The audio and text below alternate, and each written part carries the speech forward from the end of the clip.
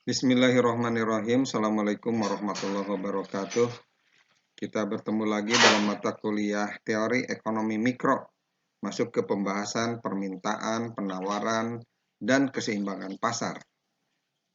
Bicara tentang interaksi antar pembeli dengan penjual, ini berkaitan dengan pemahaman apa yang disebut teori permintaan dan teori penawaran, di mana teori permintaan menerangkan tentang sifat permintaan para pembeli terhadap satu barang, sedangkan teori penawaran menerangkan sifat para penjual dalam menawarkan satu barang yang akan dijualnya. Dengan menggabungkan permintaan pembeli dan penawaran penjual, akan ditunjukkan bagaimana interaksi antara pembeli dan penjual dalam menentukan harga keseimbangan atau harga pasar dan jumlah barang yang akan diperjualbelikannya. Teori permintaan menerangkan tentang ciri hubungan antara jumlah permintaan dan harga.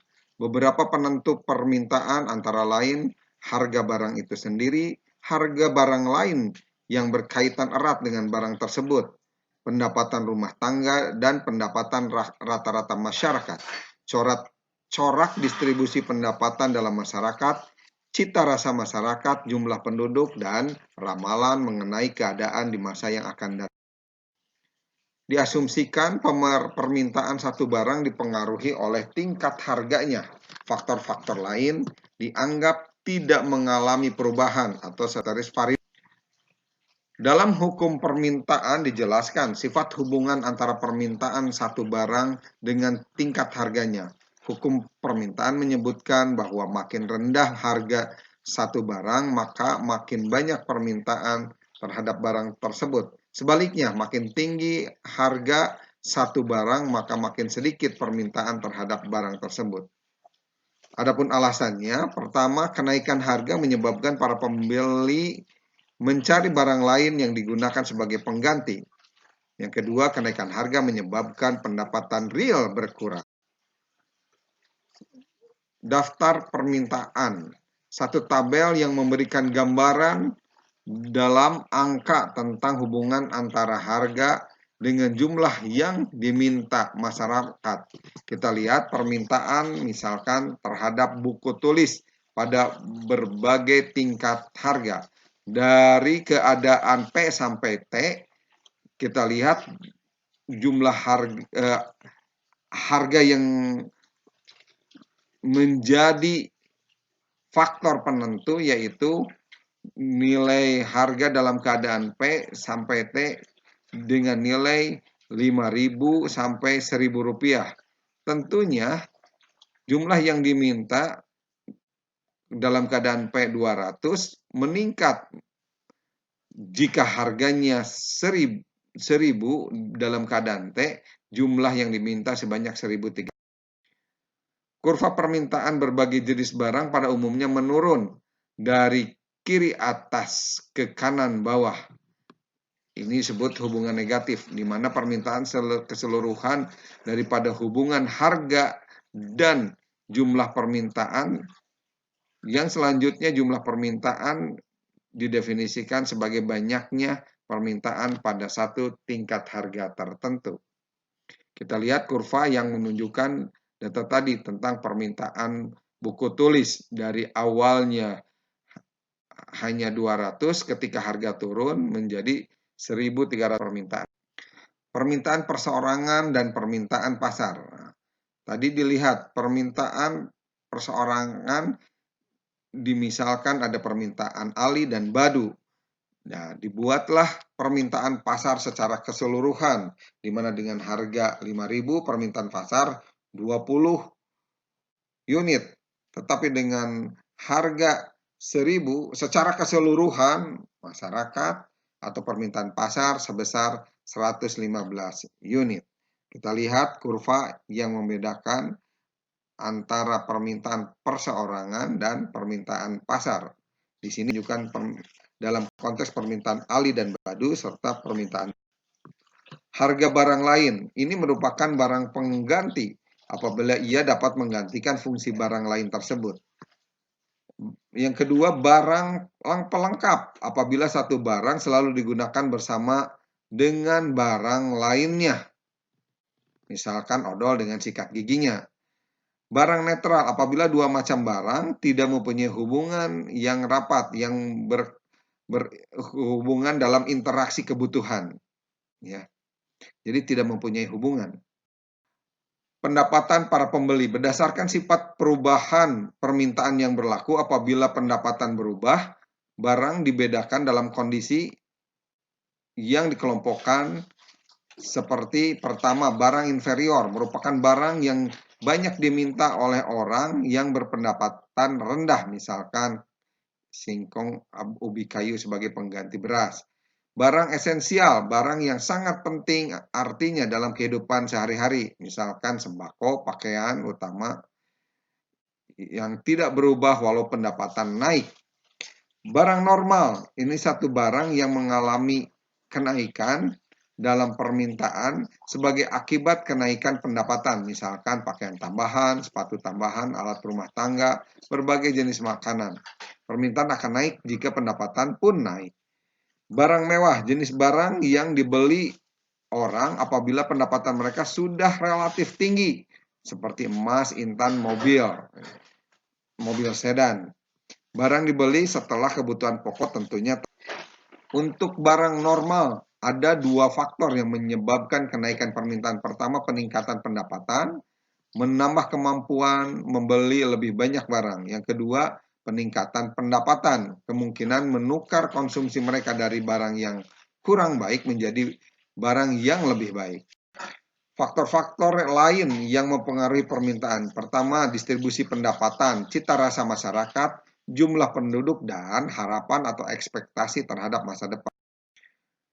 Kita lihat gerakan kurva permintaan. Pergerakan kurva permintaan merupakan pergerakan yang terjadi di sepanjang kurva permintaan yang diakibatkan oleh berubahnya jumlah produk yang diminta konsumen sebagai akibat dari perubahan harga produk tersebut. Jadi jelas bahwa yang menyebabkan adanya pergerakan di sepanjang kurva permintaan adalah karena perubahan harga produk yang bersangkutan. Pergerakan ini sejalan dengan hukum permintaan di mana ketika harga naik, harga barang naik, maka jumlah permintaan akan turun. Sehingga titik pada kurva permintaan akan bergerak ke sebelah kiri. Gerakan sepanjang kurva permintaan. Mengapa ada pergerakan dan pergeseran? Pergerakan yang dimaksud di sini adalah pergerakan titik di sepanjang kurva permintaan, sedangkan pergeseran adalah pergeseran kurva permintaan ke kanan maupun ke kiri.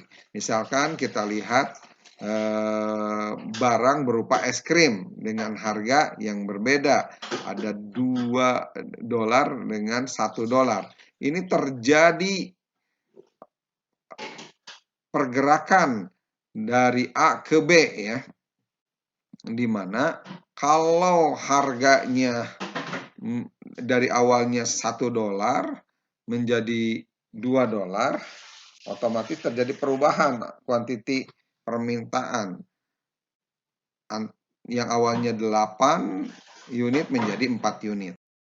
Dalam kurva permintaan diketahui bahwa harga es krim naik 1 menjadi $2 sebagai akibat misalkan dari pajak. Peningkatan harga es krim mengakibatkan jumlah permintaan es krim menurun dari 8 menjadi 4. Dan terjadi pergerakan di sepanjang kurva permintaan, yaitu dari titik A ke B. Pergeseran kurva permintaan. Selain pergerakan, kurva permintaan juga bisa mengalami pergeseran, baik ke kanan maupun ke kiri. Pergeseran ini terjadi karena berubahnya jumlah produk yang diminta konsumen sebagai akibat dari berbagai faktor kecuali harga produk. Berbagai faktor yang dimaksud antara lain pendapatan konsumen, harga produk lain, selera, harapan, maupun juga jumlah pembeli. Kita lihat ada pergeseran permintaan dengan jenis kurva yang sama, tetapi ada perubahan selain harga, sehingga menyebabkan apa yang disebut pergeseran permintaan. Pergeseran kurva permintaan untuk barang inferior, apabila pendapatan konsumen meningkat, maka jumlah barang yang diminta akan menurun dan kurva permintaan akan bergeser ke kiri. Nah, di barang inferior seperti barang dengan dipersepsikan untuk kebutuhan karena kekurangan angka finansial pendapatan, misalkan kebutuhan ikan asin, ya. Ketika pendapatan naik, tentunya kebutuhan ikan asin menjadi berkurang, bergeser kepada keinginan membeli daging, misalkan daging sapi. Pergeseran kurva permintaan. Nah, untuk barang normal, apabila pendapatan konsumen meningkat, maka jumlah barang yang diminta akan meningkat pula dan kurva akan bergeser ke kanan.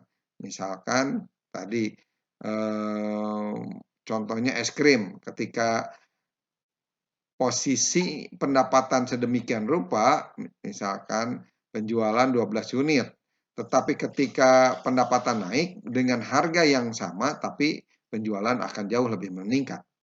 Teori penawaran, penentu-penentu penawaran, harga barang itu sendiri, harga barang lain, biaya produksi, tujuan-tujuan operasi perusahaan, dan tingkat teknologi yang digunakan. Asumsinya selain harga barang itu ya ada faktor sender dan faktor lainnya yang dianggap tetap yang disebut ceteris paribus. Hukum penawaran pada dasarnya mengatakan bahwa semakin tinggi harga satu barang, semakin banyak jumlah barang tersebut yang akan ditawarkan oleh para penjual. Sebaliknya, makin rendah harga satu barang, maka semakin sedikit jumlah barang yang ditawarkan. Gambaran yang menunjukkan jumlah penawaran pada berbagai tingkat harga. Misalkan tadi harga yang berubah. Ketika harga buku tulis 5.000, orang menawarkan atau perusahaan menawarkan sejumlah 900 unit. Tetapi ketika harga sedang turun sampai 1.000 rupiah, maka perusahaan atau toko akan menawarkan lebih rendah jumlahnya, yaitu 100.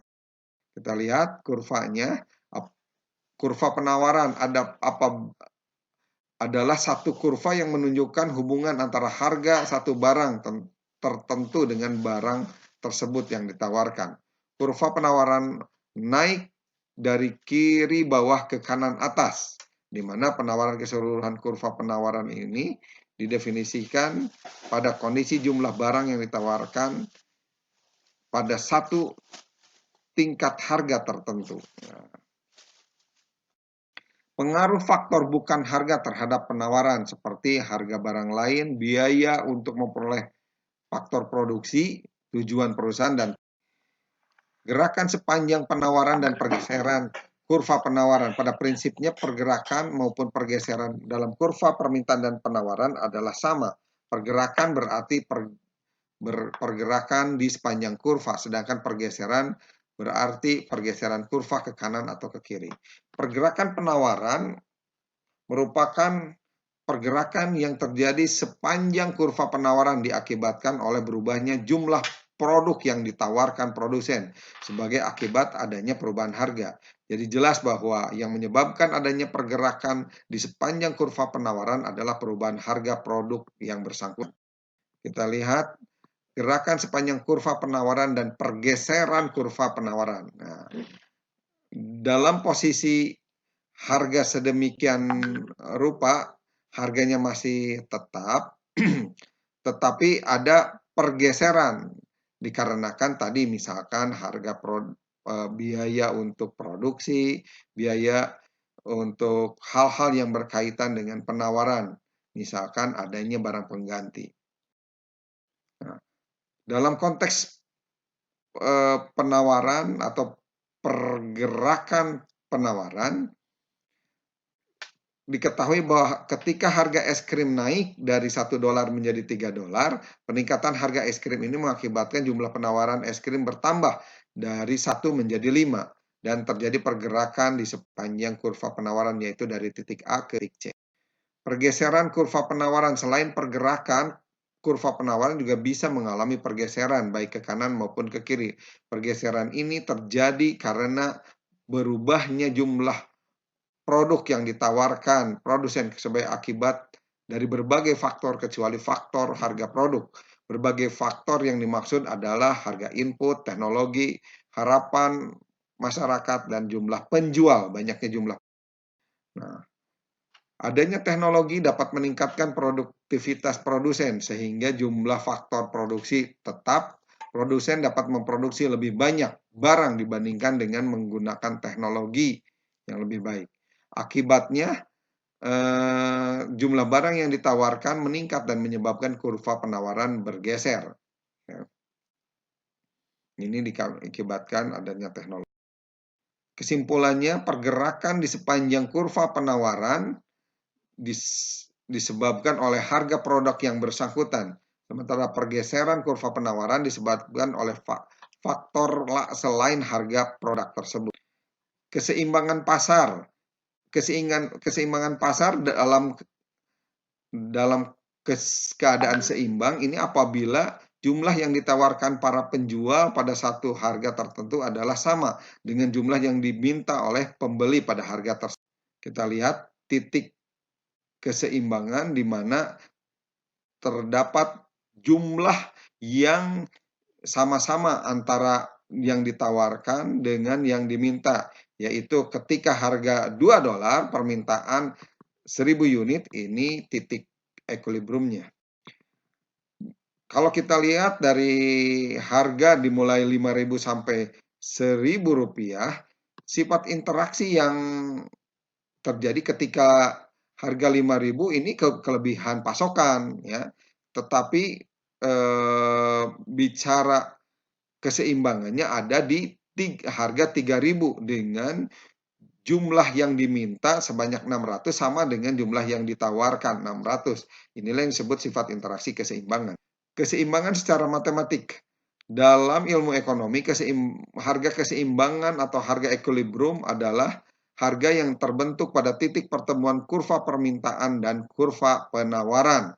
Terbentuknya harga dan kuantitas keseimbangan di pasar merupakan hasil kesepakatan antara pembeli atau konsumen dan penjual, di mana kuantitas yang diminta dan yang ditawarkan sama besarnya. Jika keseimbangan ini telah tercapai, biasanya titik keseimbangan ini akan bertahan lama dan menjadi patokan pihak pembeli dan pihak penjual dalam menentukan harga. Kita lihat keseimbangan secara matematik. Persamaan permintaan antara quantity demand sama dengan konstanta dikurangi demand price, kecondongan kurva permintaan. Persamaan penawarannya, quantity supply sama dengan minus M ditambah NP, di mana C sama dengan satu angka tetap, D kecondongan kurva permintaan, M satu angka tetap negatif, dan N kecondongan kurva penawaran.